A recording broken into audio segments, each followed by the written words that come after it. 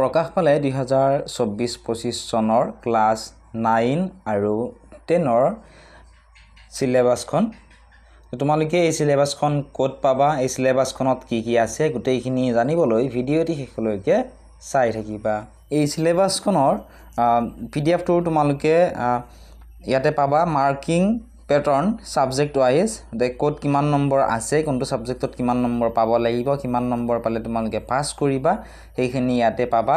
লগতে তোমালোকে প্ৰেক্টিকেলত কিমান পাব লাগিব, থিওৰিত কিমান পাব লাগিব, কোনটো সাবজেক্টত কিমান নম্বৰ প্ৰেক্টিকেলত থাকে, প্ৰত্যেক সাবজেক্টতে বেলেগ বেলেগ হয়, গোটেইখিনি তোমালোকে ইয়াতে পাবা। ছাত্ৰ ছাত্ৰীয়ে সুধি আছিলে যে আমি হাফ ইয়াৰলি এক্সামৰ কাৰণে কোনকেইটা চেপ্টাৰ চাব লাগিব। গতিকে ক্লাছ 9ত পঢ়া ছাত্ৰ ছাত্ৰীসকলৰ চোৱা, ইয়াত লিখা আছে ওপৰত ক্লাছ 9 ফুল মাৰ্ক 100, টাইম 3 আৱাৰ্ছ, পাছ মাৰ্ক 30। তোমালোকে 6 মাহিলী পৰীক্ষাত যিকেইটা তোমালোকে চেপ্টাৰ পঢ়িব লাগিব, গ্ৰামাৰৰ কি পঢ়িব লাগিব ইয়াতে ধুনীয়াকৈ দিয়া আছে। তোমালোকে 6 মাহিলী পৰীক্ষাত চাব লাগিব অন্যৰ প্ৰতি ব্যৱহাৰ, সময় আৰু অন্ধবিশ্বাস। তাৰপিছত তোমালোকে ভাৰতৰ বৈচিত্ৰ্যৰ মাজত ঐক্য চাব লাগিব। পোহৰৰ বাতৰি আগবঢ়া গাঁওখন, এই চেপ্টাৰটো 6 মাহিলী পৰীক্ষাৰ কাৰণে চাব নালাগে, তাৰ পৰা নাহে।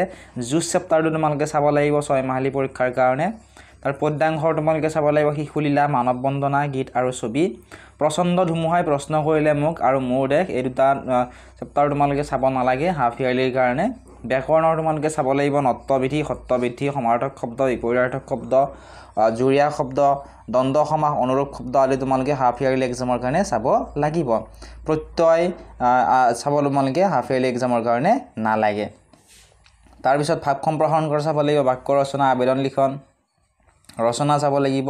দ্ৰুত পাঠৰ পৰা 10 নম্বৰ আহিব। অপঠিত গদ্যাংশ এইটো চাব লাগিব। তাৰপিছত গ্ৰুপ বি যিসকলে লৈছে ইয়াৰ চৌধৰা আৰু সন্মান চাব লাগিব। হনুমন্তৰ লংকা দৰ্শন চাব লাগিব। ব্যাকৰণৰ তোমালোকে বিপৰীত লিংগবাচক শব্দ, বিপৰীতাৰ্থক শব্দ, সমাৰ্থক শব্দ, জুৰীয়া শব্দ, আধুনিক অসমীয়া শব্দলৈ ৰূপান্তৰ আদি তোমালোকে চাব লাগিব। ঠিক তেনেদৰে ক্লাছ 10ৰো ইয়াতে ধুনীয়াকৈ দিয়া আছে, তোমালোকে চাব পাৰিবা।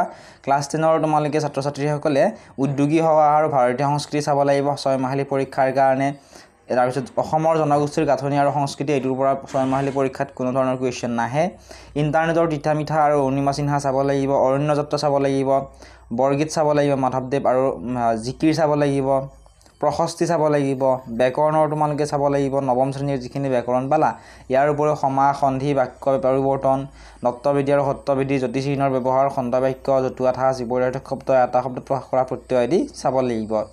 তাৰপিছত ভাৱ সম্প্ৰসাৰণ কৰা, প্ৰতিবেদন আৰু আবেদন লিখন চাব লাগিব 6 মাহিলী পৰীক্ষাৰ কাৰণে। ৰচনা চাব লাগিব, দ্ৰুত পাঠত চাব লাগিব, অপঠিত গদ্যাংশ চাব লাগিব।